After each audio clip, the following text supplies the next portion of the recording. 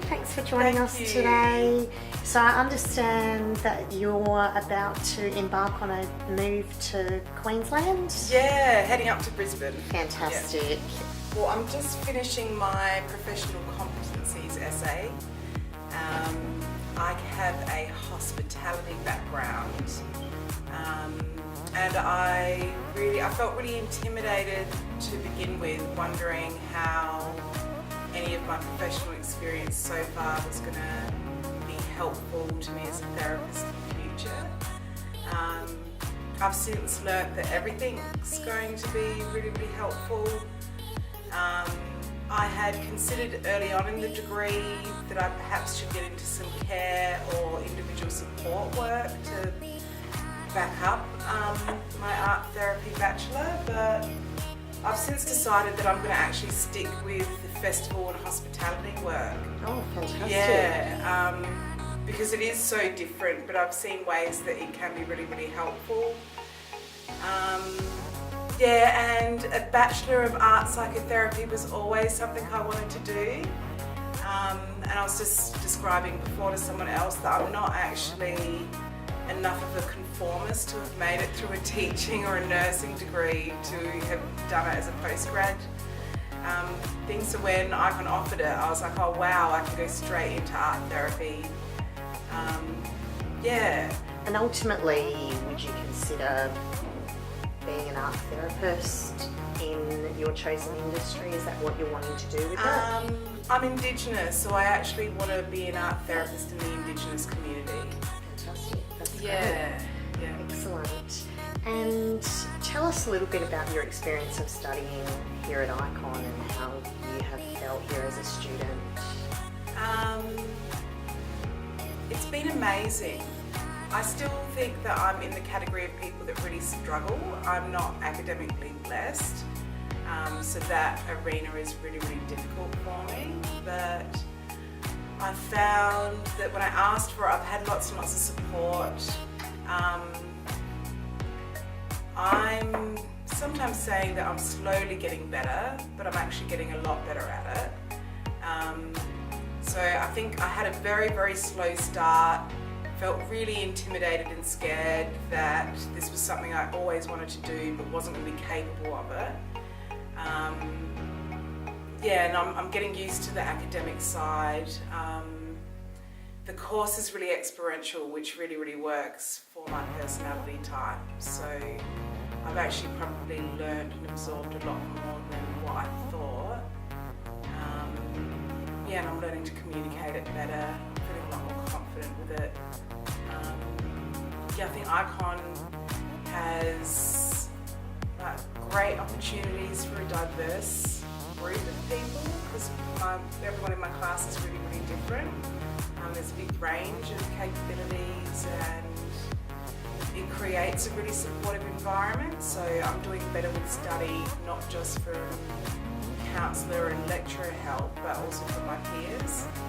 Yeah, I have noticed every time I engage with a class that there's a real sense of camaraderie within the group. Yeah. And it's really nice to see.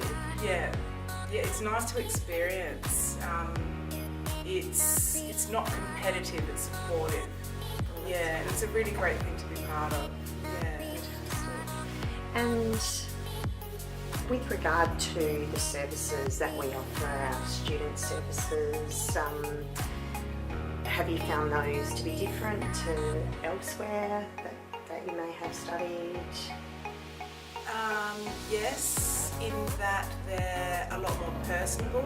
So I've probably been worse at getting to know staff's names than what they have been of us when there's so much many more of us. But everyone seems to know who everyone is, which is nice. So you don't just feel like a number? No, and everyone gets made to feel important. Yeah. I'm glad to hear it. Thank you so much. Oh, that's all right. Welcome. Hi. Today we have Shaun Holton with us. Yep. Well, thanks for joining us today, Shaun. Thanks for having me. Shaun is actually a graduate of the Ikon Institute and currently works in the psychotherapy field. Yep. So maybe give us a bit of a summary of your journey from Ikon Yep. to your current private practice. Yep. All right. That's a long story. That's okay. So, We've got the time. okay, good. Well, I was not doing very well. That's probably a simple way to put it. I had, been diagnosed with a mental disorder, and I tried a bunch of different therapies, and eventually I saw a really competent psychotherapist, had some interesting unconventional experiences around that time, which the psychotherapist that I was seeing didn't know about. And so the stuff that I was bringing her to talk about was quite deep and quite metaphorical, and she just handled that so well, without even really knowing the full context, because I didn't really know much about psychotherapy or counselling, or even really, what sort of things you should or shouldn't speak about. What secrets do you keep for you and what ones do you not? I'd just come out of school. I was this close to being an international rock star, and almost kind of all within the same month, I'd broken up with a girlfriend of 3 years. I just found out that I was on this pathway, which was looking like a pretty sure thing at the time, to be this YouTube rock star. I had a place to move to in California, at the same time as falling in love with a girl from down here. In my month between countries, got engaged, wasn't going to be able to do all of these things at the same time. So then I came home and just like plunged into married life and let all of the, sounds like I let it go willingly, but like desperately clung on to my like childhood dreams of being the next Michael Jackson, while that just kind of changed over time. And so all of that came together. I was super confused, super young, super, I don't know, my brain was still developing, I was still in my 20s. I just had all these things happening inside and outside of my life. And I took all of that to this therapist, and she wasn't even a fully qualified therapist yet. She was currently doing a course here at Ikon, and I was one of her case studies.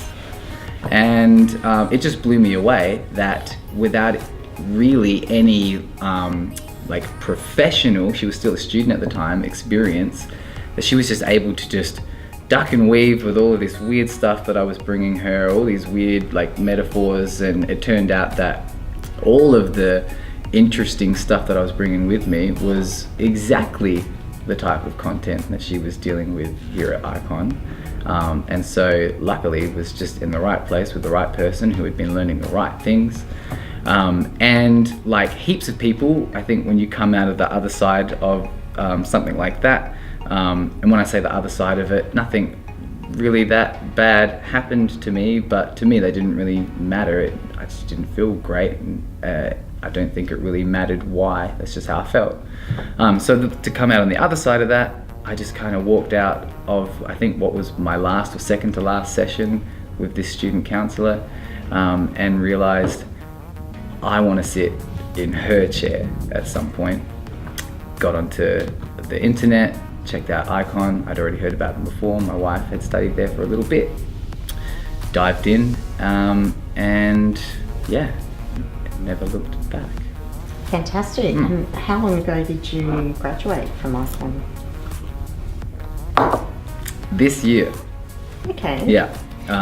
Yeah, middle of this year. And the course that you studied at Ikon? The course I studied was the Advanced Diploma of Transpersonal Counselling. I nearly said Integrative Psychotherapy. That's the next one you're doing. That's the next one, yeah. It's on the list, yeah. Fantastic. And so now you're in private practice, is that right? Yeah. And mainly dealing with particular groups of people or broad groups? So one thing that happened interestingly, when I was studying here, there were not very many male students around. So I started out in a class of about 22 or 23, something like that. And at that point, there was just me and another male in the class, another young guy from Melbourne.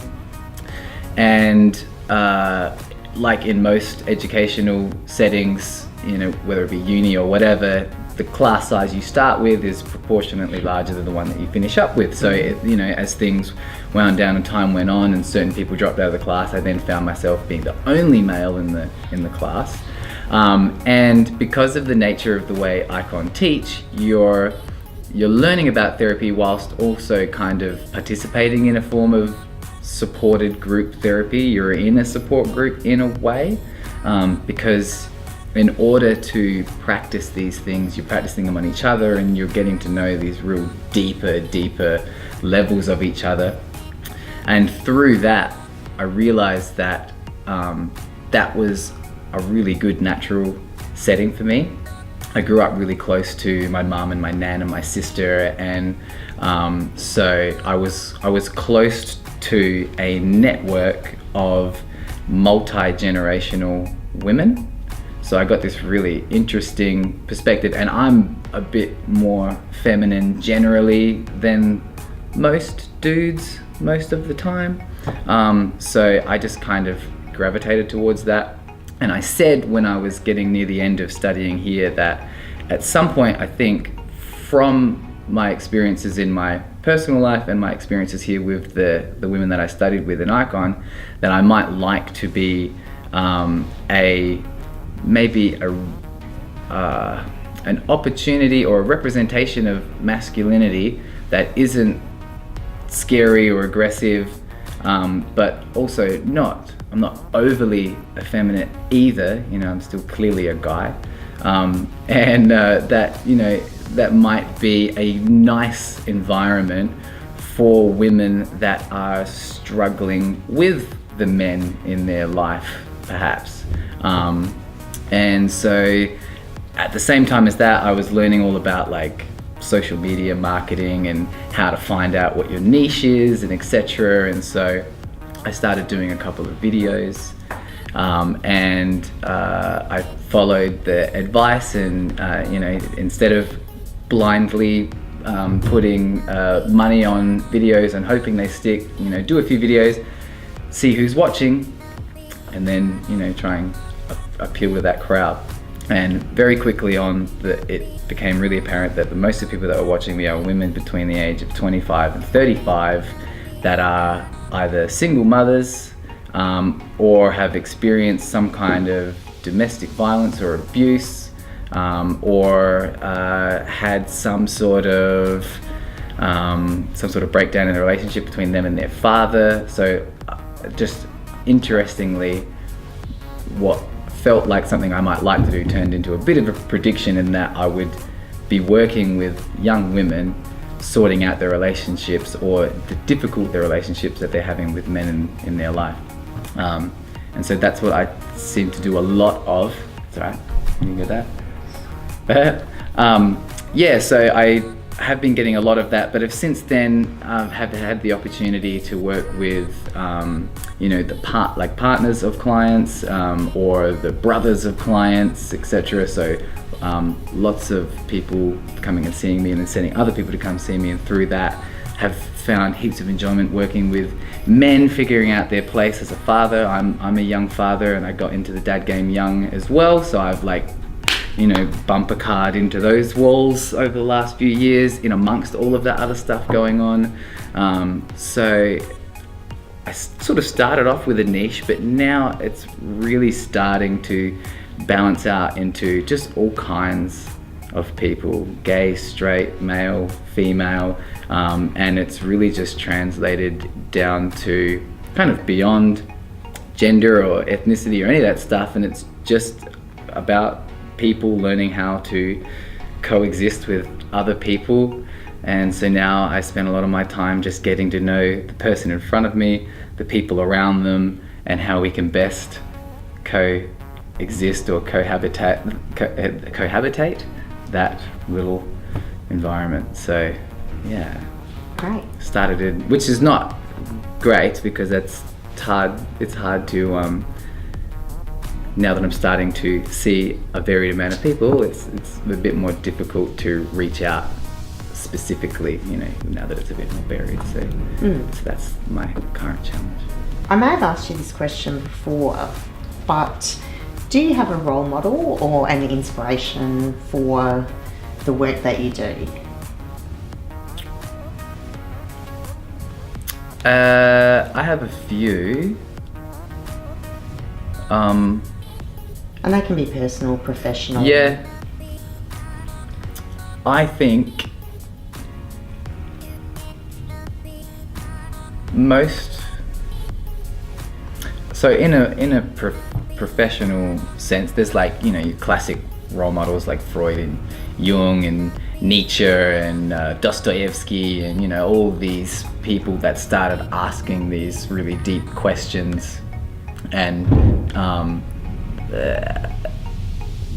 being, I guess, the first real dedicated group of people to not just ask questions but like try and display what they think are some answers as well. So all those dudes. But in my actual lifetime, my experience of life, I guess I was really lucky that the different practitioners and different lecturers that ran the advanced diploma that I went through were really good examples of people to emulate. So they were great role models. And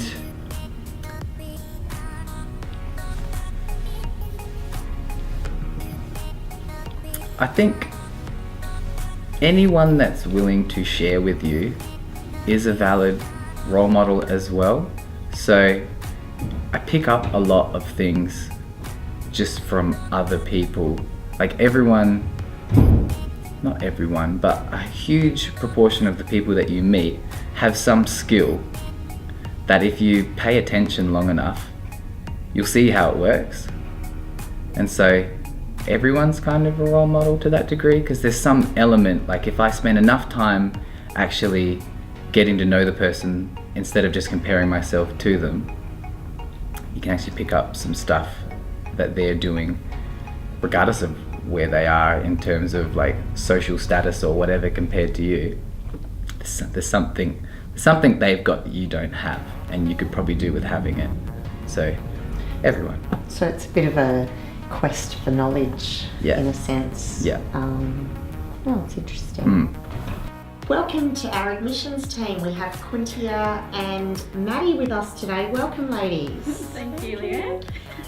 Tell us a little bit about your roles within the organisation.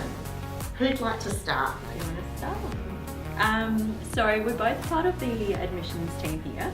So anything to do with new students, current students enrolling into electives, or previous students coming back to study, we'll process your application so to make sure that you're in the correct course and enroll into all of the units. Thank you. And Maddy, you're a new addition to the admissions team. Welcome. Thank you. How are you finding it? I love it. That's great. And what's your favourite part about working at Ikon? I'd have to say, definitely the staff here. It makes it worthwhile coming into work. Not saying that, you know, dealing with admissions and students is not a good part as well, but the people do make the place great. I agree. I felt very welcome coming in. This is my 5th week. Yeah, 5th week. So yeah, I feel very part of the team. What do you like about interacting with Ikon students? I imagine you deal with a lot of people in your role. Yeah, well, I'm actually part course advisor as well as admissions officer, so it's actually great to hear their story, where they've come from, why they're interested to study, and to help others. So yeah, it's just great to hear their story. Fantastic. And do you have any advice for potential students? Getting your applications in early, Applications close on the 1st of February, so get them in before then. A reminder, we are closed over Christmas, so our last working day is the 21st of December, and we do reopen on the 7th. So there will be a period of time where there will be no staff on campus. So just to clarify, we're back in the office on the 7th of January, and we would like to wish everyone a Merry Christmas and a Happy New Year. Yep, Thanks, thank admissions you. team.